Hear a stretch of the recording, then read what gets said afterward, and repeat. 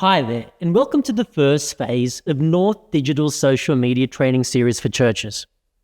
Let's start by looking at how to become more aware of the unique needs of our local communities and how that can guide our outreach activities.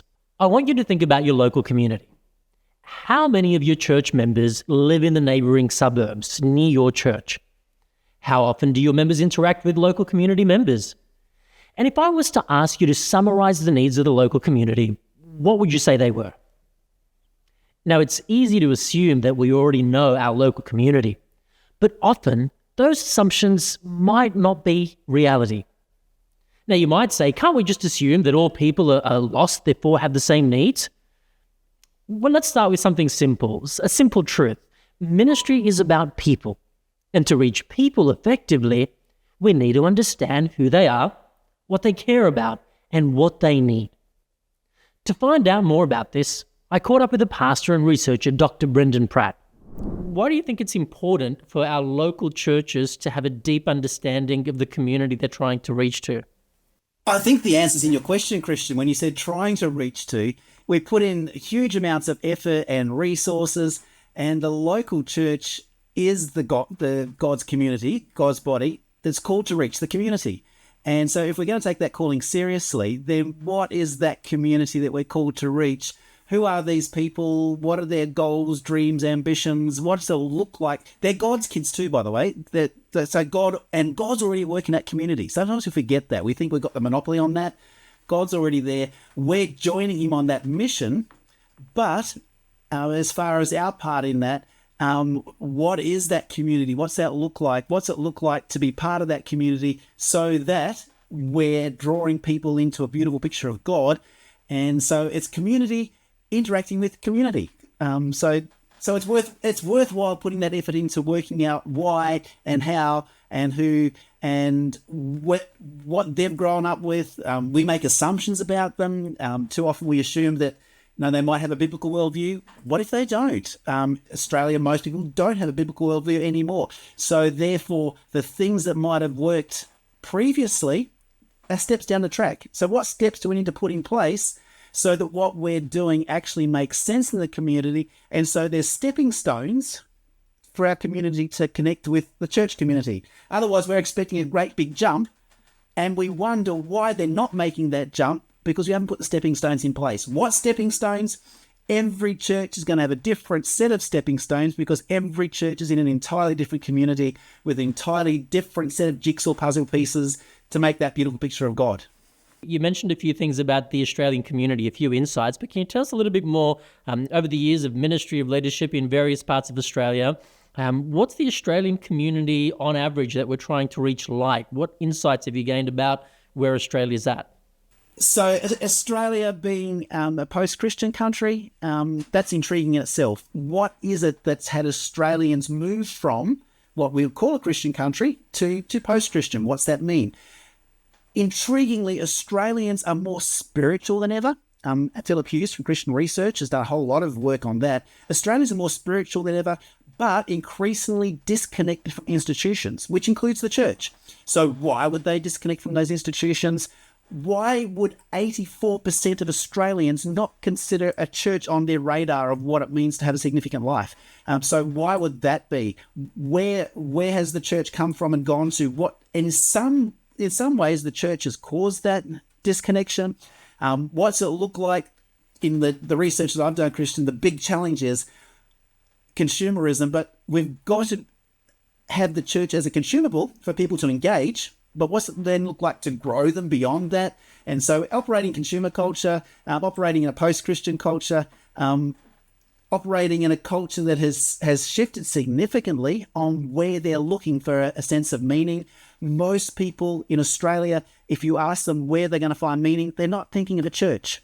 Why is that? And what's that mean for us? And so I think there's those challenges in Australian culture that there's opportunities there, there's challenges there. There's a freedom in Australian culture that wasn't there previously. There's less systems of control in our thinking. So that gives a freedom. It makes it a free-for-all as far as spirituality goes. But amongst all that, there's huge opportunities for biblical community because Australians are still human. There's still people who are made for relationship. And regardless of all the other things we can study about Australians, there's still people who connect in community. And a biblical community is the ideal place for Australians to connect and to find meaning. They may not know that yet, because part of that is us having them experience community.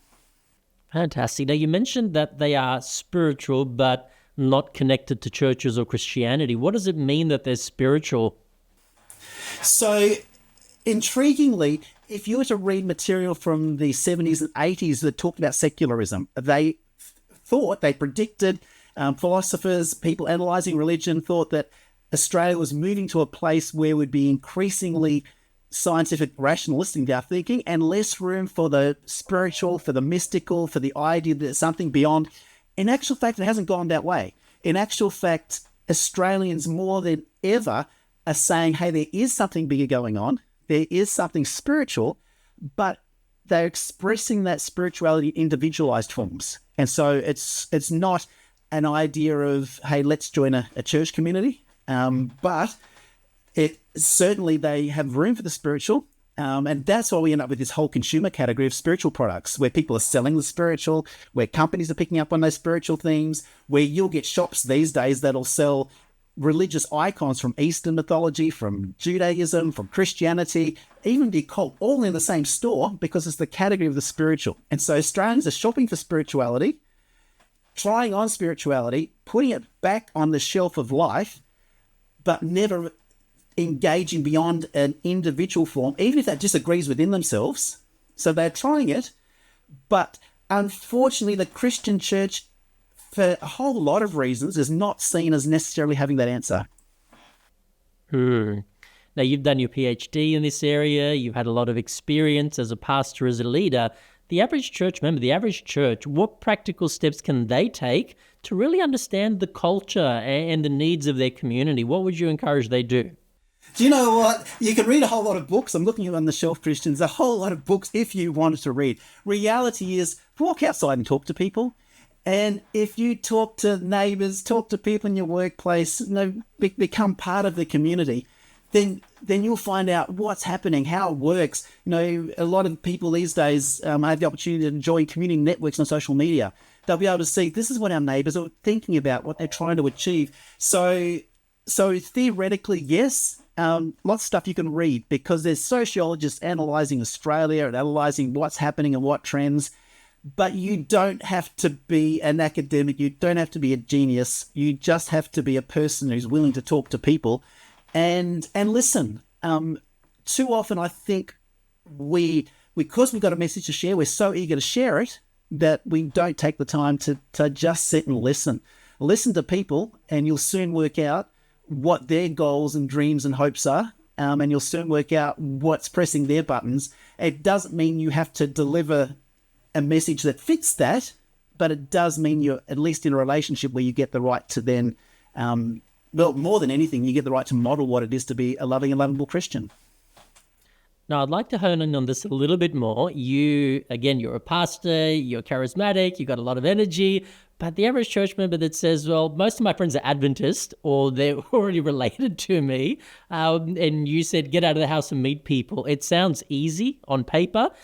What do I actually do practically? Where do I go? How do I find people? What do I say? Give me an ABC of getting out of the house and meeting people, understanding my community. Well, I guess the big challenge is, Christian, and it's not just Adventists, by the way. So it's not just Christians. Australians are becoming increasingly disconnected. As consumerism goes up, connection goes down. We want connection. We think it's a good thing, and people go, "No, I'm introverted, whatever." But regardless, if you're human, connection works. I often think about, hey, this is where your house is. There's all these people living across the fence. And so I look across out my window at the moment and I'm looking at my neighbour's house. Do I even talk to them? Do I know who they are? In this case, yes, we have a lot to do with them. And my neighbour the other side, do we know that even the names of our neighbours?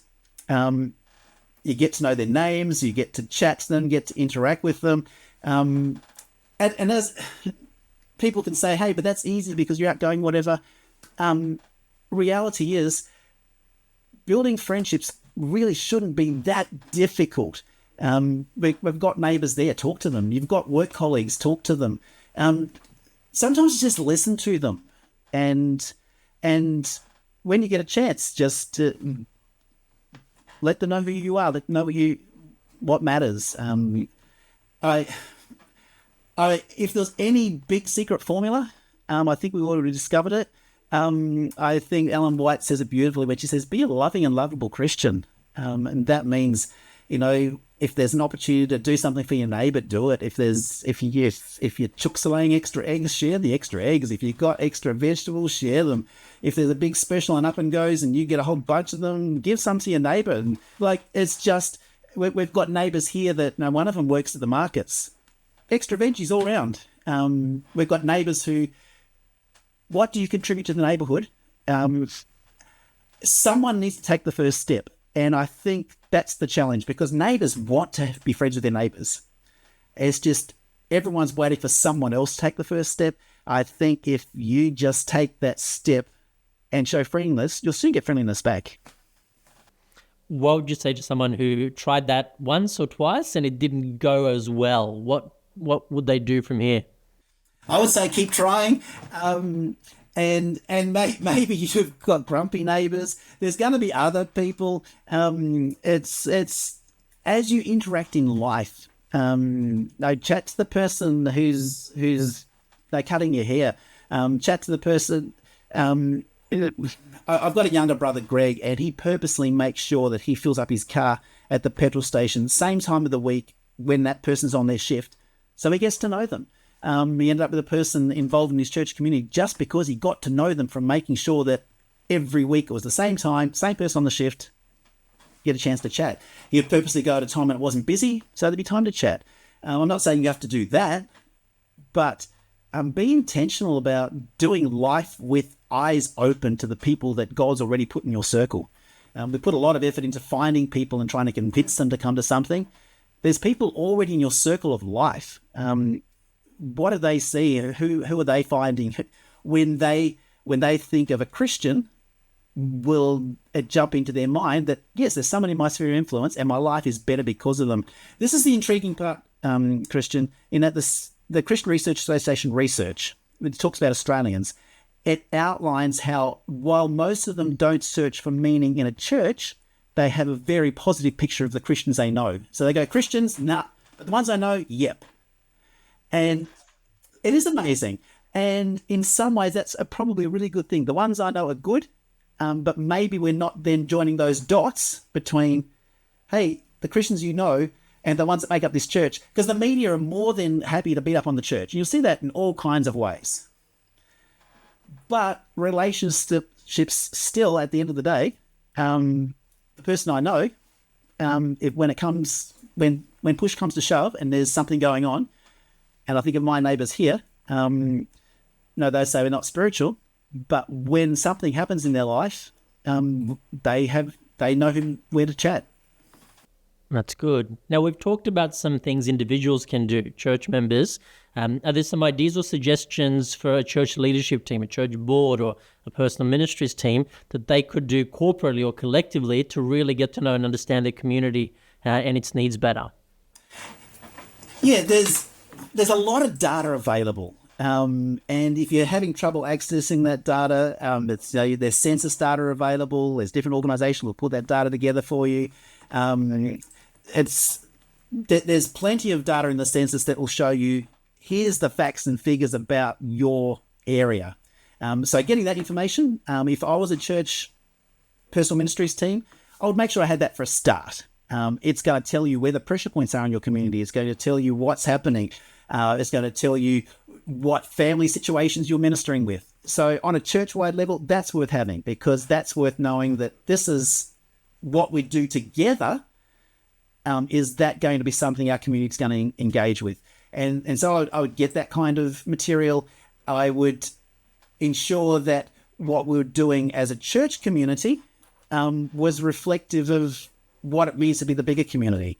What sort of pressure points are going on? What sort of challenges are there? How do we reflect that we are part of the community? It's a cliche that often you hear, but they go, hey, if your church disappeared tomorrow, would anyone miss it? You often hear that statement said, and, I think of the little church up the road. There's an Adventist church not far from me here, Yarra Valley Church. Would anyone miss it? Yeah, I think they would, because you see them lined up there for their food parcels and their food things during the week. You see, I often get little notes of, up at the Yarra Valley Church, this is happening. We're talking about this. I think if it disappeared, quite apart from the fact that people wouldn't get their food things, people would go, oh, that church that was doing all this stuff for us, where's it gone?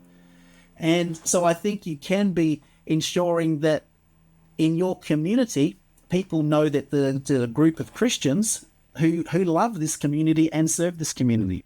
And I think there's things you can do. There's workbooks you can work through. If you're a personal ministries team and you're thinking of what's it look like to connect with your community, you can go through questions that then go, here's the census data.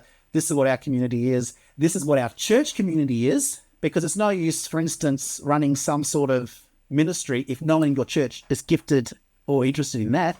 But once you know what you've got this side with your church community, once you know the wider community you're serving, if you've got people in your church who, well, I think of the church I pastored in New Zealand.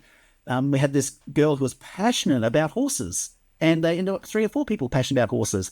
We ended up another person who was passionate about marketing. Another person who was passionate about camping. They ended up running horse camps for disabled children. And that's a ministry that the church didn't sit there and go, we want someone to run horse camps for disabled children. They come up with it because it's what they cared about. It's what they did, and it got promoted. It got government funding. It's just, here's the passions and gifts in our church. Here's a need in our community. Those dots join. And where those dots join, maybe God has put us there to serve that spot. Fantastic. And some really good stories as well. Last question for me. How does really understanding our community impact, shape who we are and how we operate as a church? And this is the thing, because as an Adventist church, we're called to give a beautiful picture of God. Okay? How do we give that picture? What picture are people going to see? Too often, I think we've got this message, and it's a beautiful message, but we're not thinking about what that then looks like and how that's then experienced. So put on some community blinkers. Try for a moment to step backwards and go, if I was the community and if I saw that church community, if I engage with them, what's going to happen? And I think it's vital that we keep remembering that these are God's kids. It's vital to we keep remembering that, and I, without being too dramatic, Christian, lost people matter. There comes a time where what we see going on all day, every day, as Paul says, there's a bigger thing going on. There's a spiritual battle going on. People really are lost and saved for eternity. If that is true, and we believe it is, then it's not as if this is Paul writes, this is a life and death deal. The Message paraphrase goes, this is no afternoon athletic contest. This is not just some little game. This is a life and death deal. And it's worth pouring our energy into the very thing that Jesus gave his life for, which is saving souls. And so for the sake of people's redemption, what's it look like to take this seriously, to get it right, to ask those questions, pour the energy in, to have the conversations, whether that's conversation with your neighbour or whether that's churches having conversations about how they're going to integrate with the community. It's lost people matter. And if they matter to God, they have to matter to us. Fantastic. Hey, Brendan, look, thank you so much. Appreciated your insights, your wisdom. Yeah, always welcome, Christian. To help our churches make informed decisions, we here at North Digital can help by providing you with our free Community Profile Report. The Community Profile Report includes so much valuable information. It provides detailed insights into the demographics, interests, and needs of your local community. So let's break that down a bit. Let's start with demographics. Knowing the age distribution, family structure, education levels, and income brackets in your community helps you tailor your ministry efforts to meet people where they are. Are there many young families in your area? Is there a significant elderly population? How does your community's immigration numbers compare with other communities across Australia? These are questions that you can answer with quantifiable data after reviewing your community profile report. This data isn't just numbers. It paints a picture of the people around you, about the people our churches are seeking to reach with the everlasting gospel. And research consistently shows that churches which align their programs with the community's demographic profile are far more successful in engaging church members, which is what we all want. Next, let's talk about interests. The North Digital Community Profile Report gives you a peek into what people in your area care about. Maybe there's a strong interest in outdoor activities, or perhaps arts or technology. Knowing this can guide your outreach efforts, especially in relation to social media content, to align with those interests, making your church more relevant and engaging to seekers. By tapping into these interests, we create points of connection, sparking conversations and relationships that can lead people to our churches. When we truly understand and genuinely care about our community members, it builds trust and opens doors for meaningful ministry to take place. So how do we get started? First, contact us and we will send you your community profile report. Take the time to thoroughly review this report and discover valuable insights that provide the information you need to make data-based ministry decisions. Prayerfully discuss the report findings at a leadership meeting and consider inviting younger people to join in who are already active social media users. After you've reviewed the report, identify a few key areas where you can make an impact.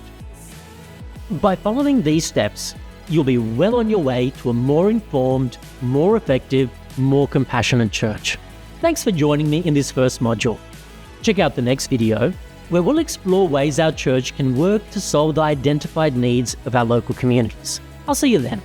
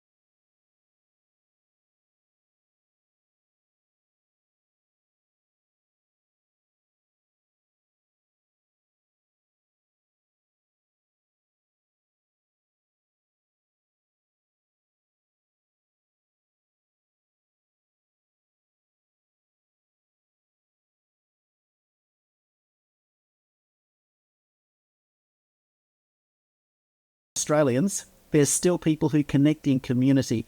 And a biblical community is the ideal place for Australians to connect and to find meaning. They may not know that yet, because part of that is us having them experience community.